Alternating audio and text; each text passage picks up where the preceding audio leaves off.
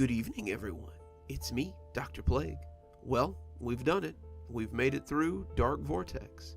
This is the last story of this particular throwback, and it's something a little special.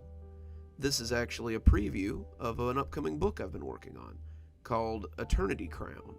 This is the first part, and if you like it, I might read some more. I've actually had the book finished for a while. I'm just looking for someone to publish it.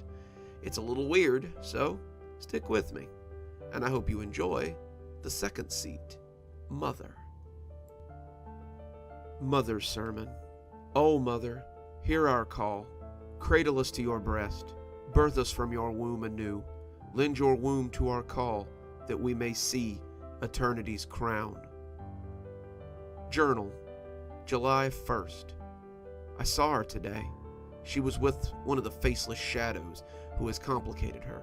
She must take her seat. Angela came awake groggily. She was being dragged across the concrete, and her heels were in agony. Someone had hold of her arms, and they were straining as they pulled her across the pavement. She tried to tear away from them, tried to free herself from the sweaty hands that tugged at her, but her arms were not under her control. Her legs hung limply, her heels leaving bloody paths on the concrete, but she found that she could not move either of them. She could see that it was night. Her pajamas were covered by a fluffy robe, and the garment was covered in mud and dirt. The front was open slightly, and the tops of her breasts were awash with goosebumps as the cold night air hit her. Her head wobbled slightly as she was dragged, and as it lulled to the side, she could see a storage park that ran in uniform rows to her left. How had she gotten here? She had been in her apartment, the apartment she shared with David last she knew.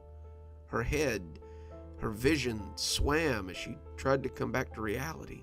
She remembered lying down for the night. David was at work, of course, and just as she had gotten comfy, there was a knock at the door.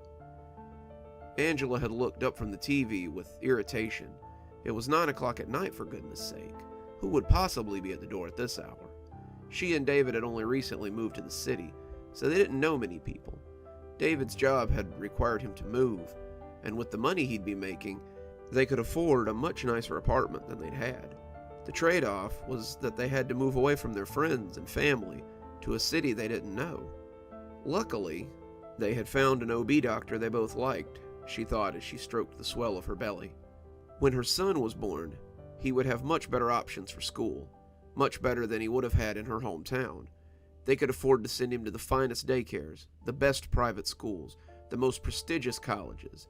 There, he would meet the sort of people that would take him places, people who would ensure that he made something of himself, the kind of people who would... The person knocking had pulled her from her revelry. She threw the Afghan on the floor as she pulled herself from the couch and moved towards the door. She had pulled on her housecoat to hide her pajamas. They were a bit too exposing for her liking for entertaining strangers, and then waddled towards the door. She could see a man-sized shadow lurking behind the semi-translucent glass, but he didn't look particularly imposing. She could see a few strands of hair sticking up on his head, and as she neared the door, she could hear him switching his feet in a weird tattoo. She thought about just not answering him, but decided that that would be unchristian of her. Who is it?" she asked, and the weird stepping stopped. "Yes, ma'am. Sorry to bother you. My car broke down, and I was hoping I could use your phone." She scoffed. "You must think I was born yesterday. I'm not just going to open my door to someone with a sob story who I don't even know." There was silence on the stoop for a minute, and she wondered if he meant to stay the night. "I can sure understand that, ma'am. I was really just hoping to find a good Samaritan tonight, but I'll move on. I hope it's okay if I leave my car on the sidewalk in front of your house." He then started to leave her front porch. Angela felt a bit guilty. He was just looking for some help. The Bible did say one should always help someone in need. She could just pass the phone through the door. It was a cordless after all. Then he could just give it back when he was done. She opened the door a crack and called him back. He came back up the steps and thanked her profusely as she thrust the cordless phone through the crack in the door. "No problem. We all have to help each other out in this crazy..." She hadn't even felt the needle as it slid into her arm. She dropped the phone and heard it clatter to the stones of the porch. The sound might have Been happening 1,000 miles away, though. As she gripped her arm, she felt lightheaded. She grabbed the wall, but it turned to rubber under her palms. The whole world started spinning, and she was thankful when she fell on her backside instead of her belly. That could have hurt the baby. She was also very thankful when the chain was still on, until the door crashed open, breaking the flimsy draw chain. The last thing she remembered was the man with the crazy hair framed in her doorway. Her heels ached pitifully. When she groaned out in pain, the person pulling her stopped. She hung in his hands, limp and lolling, wanting to leave but not in control of her body. He must have looked down at her and decided she was still out because the pulling recommenced. He stopped suddenly, rolling up the storage unit door as he pulled her inside. Once they were through, he laid her on her back, and the dim light from outside faded as he rolled the door closed. As he turned, she saw the same frizzy-haired man as before. He was bathed in a pale light that illuminated from behind her, and it made him look all the crazier. His glasses were askew, and his shirt was covered in sweat stains. He looked as though he'd just run a mile, and his face had a deep flush creeping up the neck that Angela didn't like. When he saw that her eyes were open, his expression became alarmed. "Oh no! You cannot see the throne yet, Mother. It's not time." He bent next to her, and she felt the prick of a needle as it entered her neck. "When you wake up, you'll be immortalized for the ages," he promised. She tried to object, but found herself floating off again as she drifted on a cloud of ethereal sleep. When she woke, she was surrounded by lights. Candles burned in 1,000 places, and the room defied explanation.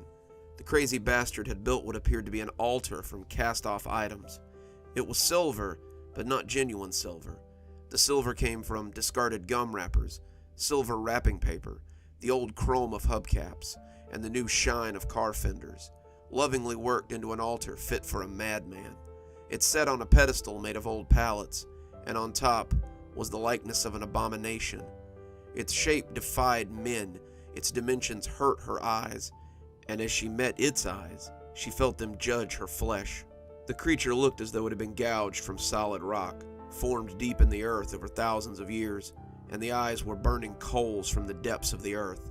It stared at her, and in her foggy state, it almost seemed to move, to breathe. The longer she looked at it, the more uncomfortable it made her, and as she looked away, she saw the thrones. Thrones was the only word she knew that did them justice, but they were no real thrones. They too were crafted from junk. Here the twisted body of a child's bike, there the crumpled shine of a garbage can. She saw bike wheels and car tires, children's toys and seniors' walkers, garbage can lids and wooden coffee tables, all made sacrifice to these hulking thrones. Whoever had crafted them had used a blowtorch, their edges welded together like a patchwork monstrosity. As she looked around, she feared that she might be in one herself. She tried to move, but found herself incapable. Her hands were secured in such a way that they wouldn't move at all. Her legs were encased in something rigid and unmoving. Her stomach hurt. Her stomach was on fire, but she couldn't move her head to see the cause. Her eyes darted here and there, trying to see how she might escape, and all the while, she heard the scrape of a trowel. The sound was constant, monotonous, and seemed to be coming from just out of her field of vision. It was followed by the wet plop of something being dropped onto something else. Then the trowel scraped, scraped, scraped. She jerked her arms again, but they stayed put. He had tied her much too tightly, but it didn't feel like ropes. Her legs wouldn't move at all, and that, coupled with the sensation from her belly, was making her very nervous. She needed to get out of here. She needed to make sure that her baby was safe. She needed David to come and rescue her from this awful man. He came around the front then and smiled at her. "Ah, there you are, Mother. Welcome to the Eternity Chapel. Beautiful, isn't it? I have strived for you tirelessly," he said, turning to the strange totem on the altar. "Stolen for you, worked for you, killed for you." He breathed the last word and looked to her left as though afraid of something naughty he had done. She turned her eyes, and if she'd been able to scream, she would have. Sitting in the chair, its body encased in plaster, was a skeletal head that protruded from the plaster hood that encased it. Its face looked ancient, like a mummy. The hair hung in withered strands, and it was evident that this person had been dead for a long time. The man flew into a rage when he saw the desiccated thing. He stomped over to the plaster mummy and waggled a finger at him. The tableau would have been funny under any other circumstances. At the moment, it just seemed horrific in its familiarity, as though it was a scene that had been strutted out 1,000 times before. "Father, where are your manners? We have a guest. How dare you show up without your face?" He reached down to the foot of the shiny throne and found what he was looking for amongst the detritus. He raised a porcelain mask and wiped the dirt from it before thrusting it back onto the mummy's face. The mask was that of a stern man, and the brows looked on with disappointment. The edges of the mask had been meticulously worked with nails and pins, so the mask would stay in place as he pushed it against the plaster. He brought the trowel and bucket over so he could put a fresh coat of plaster over it. He turned back to her a moment later, satisfied with his work, but Angela would bet that Father would need a new coat before the week was out. That was one man who didn't like to go quietly in the face of his murderer. The old man smiled at her. "Don't mind Father. He's been cranky ever since he ascended. He sits on the council now, as you will once I've finished your death mask. There's no higher calling." "Please, you have to let me go," Angela begged as he returned to his work.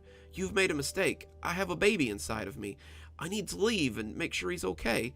Her words sounded lame and slurry even in her own ears. She needed to get out of here, though, needed to make sure her baby was okay.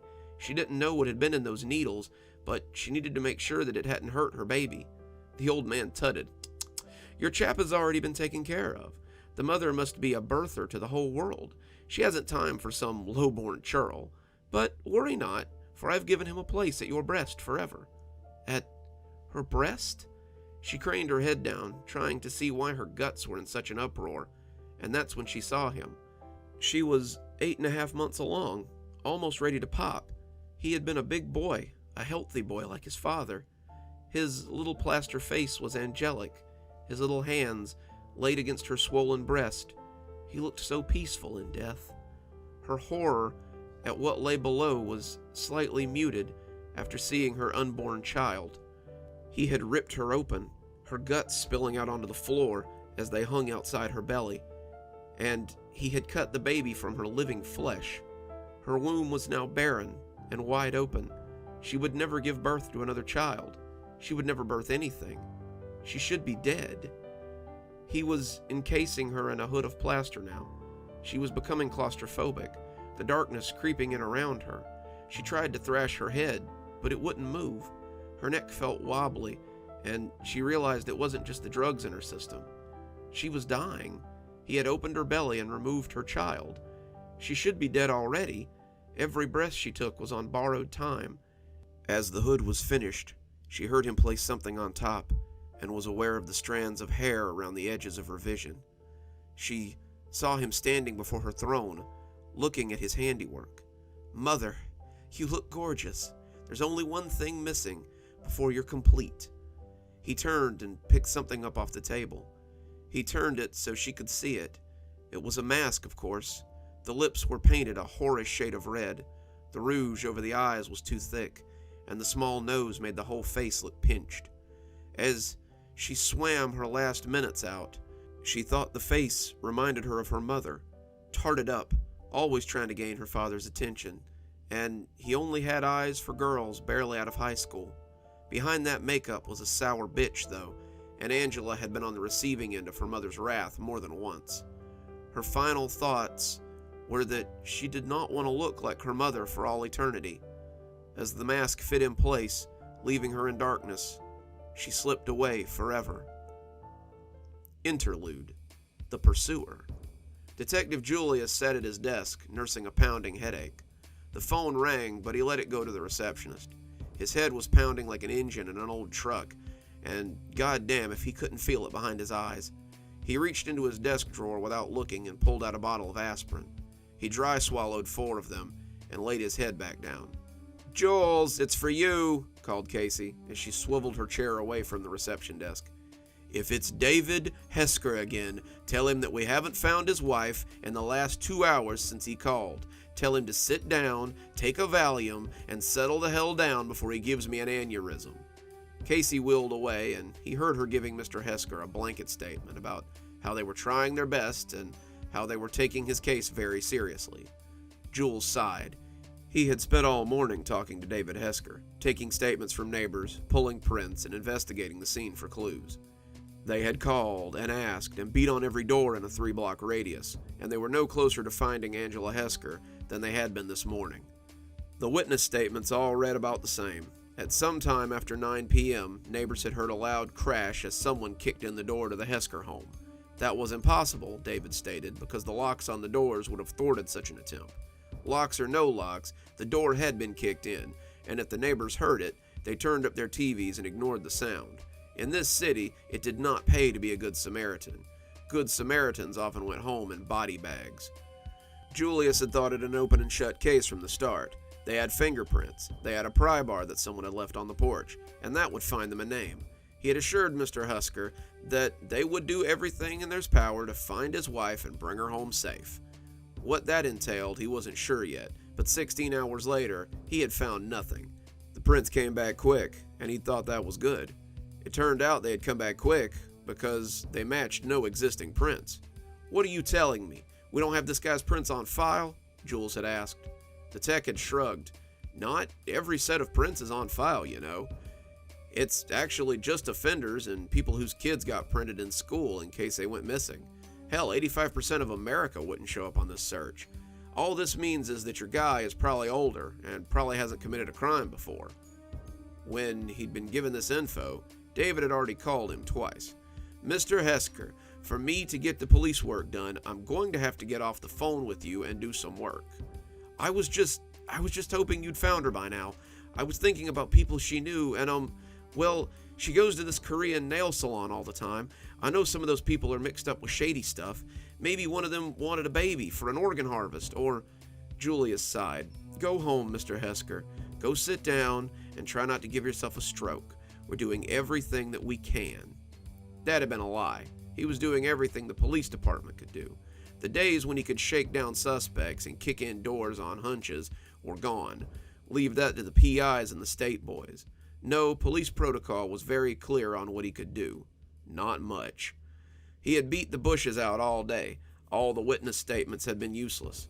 All leads had gone to nothing. Jules had nothing to go on and nothing to help move his case along.